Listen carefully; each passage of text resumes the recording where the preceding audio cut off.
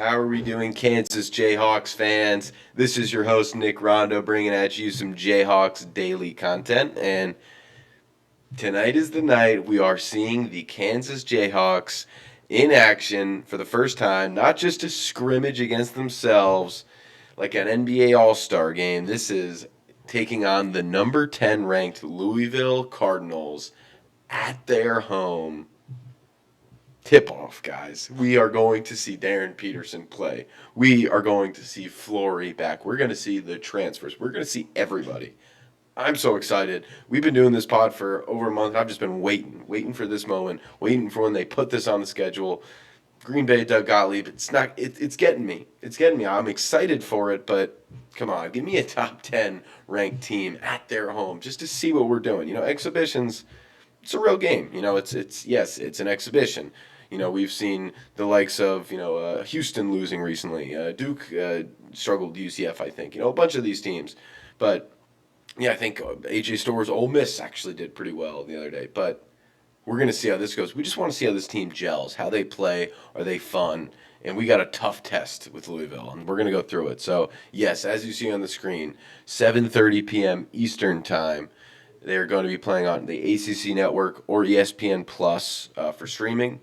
And this team is stacked. There is a reason that Louisville is ranked number 10 in the country preseason. It's because they had a really good transfer class, and they've also got, kind of a stud. And we're just gonna go top to bottom, 1 to 5 right now on Louisville's roster. And it starts out with that top recruit for them, Michael Brown Jr., who was the number 6 player from the class last year. So not number 1 like Darren Peterson, but he is a 3-point marksman. He is an absolute sniper. And that's not all he has. He is an incredible passer. I mean, he's so creative.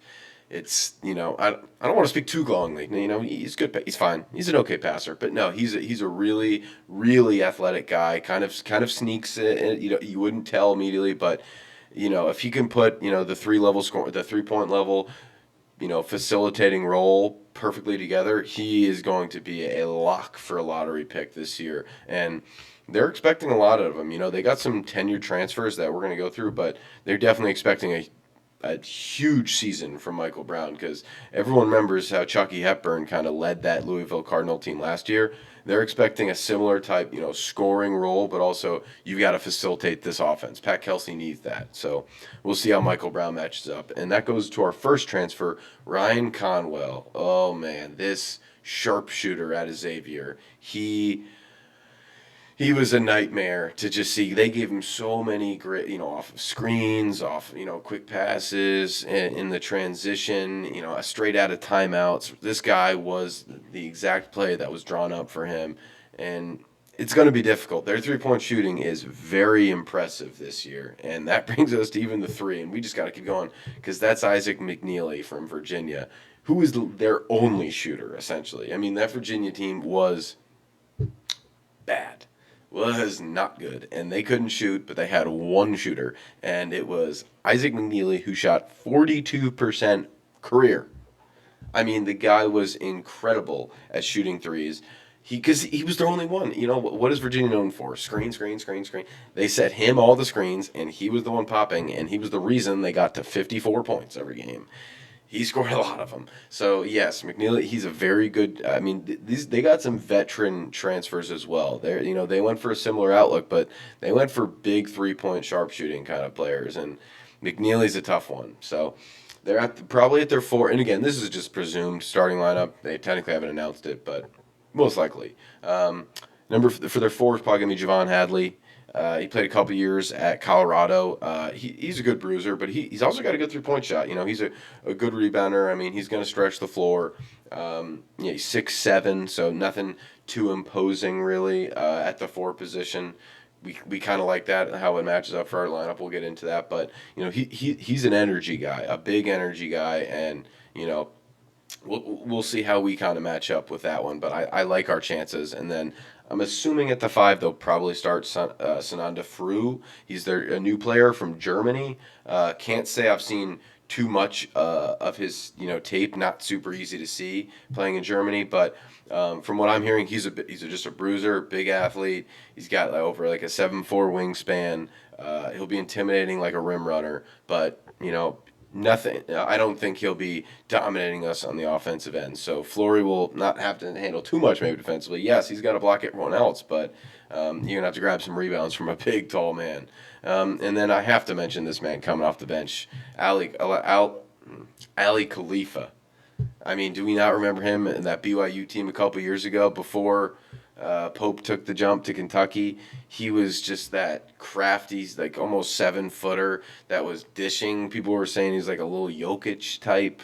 He really is. He's crafty for being that height. He's very smooth, but he did win his appeal to get this medical red shirt, and makes sense. He missed all last year with a knee injury, so he's coming off a knee injury, and he also started his career at Charlotte 2 years ago for 2 years. So he's a crafty player, and I had to mention him because I really do like his game, and they've got a lot of depth too. They've got a lot of depth. Kayshawn Pryor, I think they've also got, but they just.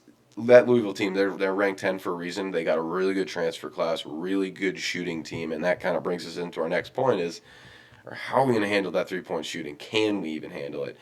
I mean, yes, it's all projected numbers for them, but usually you don't completely learn how to forget to shoot the ball. Nicholas Timberlake. I mean Louisville. Yeah, right. I didn't mean him. But that's the thing. Can we handle him? And I see our matchups is pretty good. Darren Peterson. I like Melvin Counsell going on Michael Brown. Makes sense. Take away their craft facilitator, putting one of your better defenders on him, and that means Darren Peterson just has to kind of stop the three with either Conwell or McNeely. And then we got Cole Rosario on the other one. They can swap. I think, and we know Bill. He likes to kind of do a lot of switching. So we'll see how that kind of works. And they all have a similar build, I would say, and similar to defend against. Besides Michael Brown, but I like Melvin Counsell on him. Just work them. You gotta make it every bucket, every pass. It's got to be labored over, and I think Melvin's going to do a great job of that. And that kind of brings us to that 4, which is 6'7". That's Trey White. He's a 6'7" player too. We're not getting dominated on the glass in this game. Yes, they can go with a bigger lineup with Ali Khalifa. We'll give Bryson Tiller a bunch of minutes. Give Paul and Bia a bunch of minutes. These guys are young guys. It's an exhibition. I like how we match up no matter what. But yes, we want to see how this starting lineup can kind of gel. And I want to see Trey White. I'd like to see, I don't want to see too much of him, I will say, just because he's a senior. He's a 3-year starter at 3 big programs. Of all people, we probably know pretty much for the most part what we're getting from him. So I'd like to see, a good amount, maybe 20 minutes or something. Maybe 25. I mean, who cares? I'm not the coach. But, I just like to see what we don't know out of a lot of the players. That means a lot of Cole Rosario. That means I want to see at least 20 minutes of Bryson Tiller. I just want to see it. I don't need to see 35 minutes of Flory.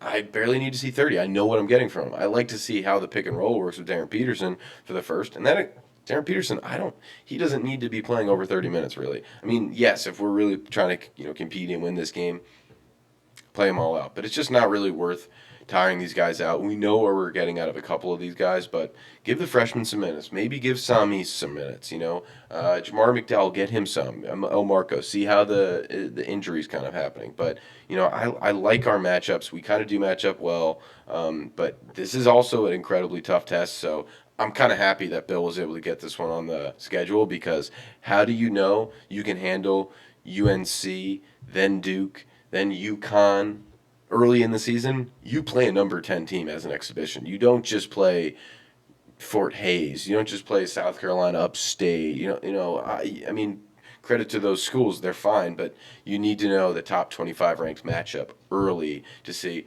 hey, are we going to be able to compete? And, I don't think it's going to be a false bottom, kind of like last year when we were undefeated, taking out all those non-cons. We were scrappy, we were good, but people knew the team was flawed. I don't think, well, we will know, but I don't see this team as nearly as flawed as the past couple of years. So excited to say the least. And that brings us into not this team, but next year's potentially, and that is Luke Barnett. We talked about him a couple weeks ago. He was the guy to join Late Night in the Fog, and now a week later, he is announcing his commitment at 2:15, I believe. Yes, I think 2:15 p.m. Eastern Time on the CBS Sports YouTube channel, which is where they all do it. And he is between Miami, Kansas, and UNLV. Same what he was before. But this does come a week post Late Night in the Fog. Is that a good thing? Is it a bad thing? I don't know. That was his visit. His most recent visit was them. So does that mean maybe he said, "Oh wow, these vibes are excellent. Are you kidding me? I'd love to play in this environment." And yeah, I want to kind of. Who wouldn't want to play with Taylor Kinney? Oh, Cole looks pretty dope. I think he's coming back. Yeah. So can't really speak for what he's thinking, but people are saying Kansas has got a great shot, maybe in that 1 or 2 ranked thing, but he would have a clear cut role on UNLV for sure, and then Miami, he could easily fight his way on there, and I believe he's a Florida man. Oh no, he's from California. But still, he could have an easy role for Miami with that new head coach kind of coming in. So we'll see who he's choosing. But yes, 2:15 p.m. on the YouTube channel. We need to get this sniper. I mean, I went through it last time, but a guy who hits 10 and 12 threes in games, he is the elite perimeter shooter that we need, that we have not had, the Grady Dick. I want to put Johnny Furphy in that category. Not quite, Grady Dick was in a category of his own, but yes, what Bo Ogden will be for Texas. You need an absolute sniper. Hopefully what Jaden Dawson is for us this year. So Luke Barnett, number 144 in the class for coming up. I think we this would be a big get. Yes, it would take away a scholarship spot, but you got to have guys that fit. You don't always need to get the best guys, and he would be a direct fit next to Taylor Kinney, next to Cole, next to Davion Adkins. If Bardwell reclasses. If Bardwell reclasses, unfortunate, we are all filled up. But I think he's an excellent player, and that would be a perfect fit to kind of get next to us. And brings us into our last topic. We love Luke Barnett. Please choose Kansas Jayhawks, and I'll be tuned in, but we need your 3-pointers. But we're looking into our last player profile for this week, which is the Loyola loyal Jaden Dawson, who chose Kansas for his last year of eligibility. And that Loyola Chicago team, it had everyone's hearts years ago. I mean, shout out to Sister Jean, who just recently passed as well. R.I.P. But this team, it needed this player. It needed Jaden Dawson. We needed a guy who is a good 3-point shooter, who is a consistent player, but also he was kind of the guy on that team. That Loyola Chicago team, they relied on him heavily. He was getting a lot of sets drawn up for him, a lot of handoffs, a lot of screens. This is everything they needed was from him to, be that guy for them. And he was. He averaged 14 points, shot 41% on 12 attempts and 37 from 3. 7.5 attempts a game, shooting 37%. I would love those same numbers. I would take a carbon copy of those numbers and put it on this team, because that means we're taking pretty good shots. Pretty good shots, what we need out of him. But he's kind of non-traditional. Yes, he put up 35 points in an NIT game against Omaha. That's awesome. We love to see that kind of. He had a stretch. I remember. I was looking at it, 3 games of 25 points in each game. These are the kind of things you need. That kind of mentality that I can score when needed, because Darren could have an off night. I know, guys. Number 1 overall pick in the draft could have an off night. The slack's got to be picked up, and Jaden Dawson could easily be the player that has to pick it up. And I don't mean can. I mean we need him to, because I don't see Flory going off for 20-plus points. And he's our number 2 most talented player probably. Trey White, yes, he's going to have to step up. He's got a tough position. He's at that 4. He's going to have to stretch the floor out. But at Jaden, coming in at the 3 and the 2, we're going to need a lot of scoring from there. A lot of scoring, whether it's Cole, whether it's Jaden, whether it's Melvin. Like I said, Darren can't always have an amazing night probably. We need contribution elsewhere, and Jaden Dawson will be that player. Hopefully the knee's doing better. Coach says it's doing fine. Just a little sore, missing a little bit of practice, but how can you not like a guy of Jaden Dawson's kind of build and just fit for this team? If he comes in not timid, doesn't forget how to shoot like Nicholas Timberlake, not like Rylan Griffin. If he can come in and know his role clearly, and Bill, draws up sets for him, treats him as more than just a 3-point specialist, go out there and play, he's going to be a great 3-and-D player. Great 3-and-D. He got a steal a game, in his career.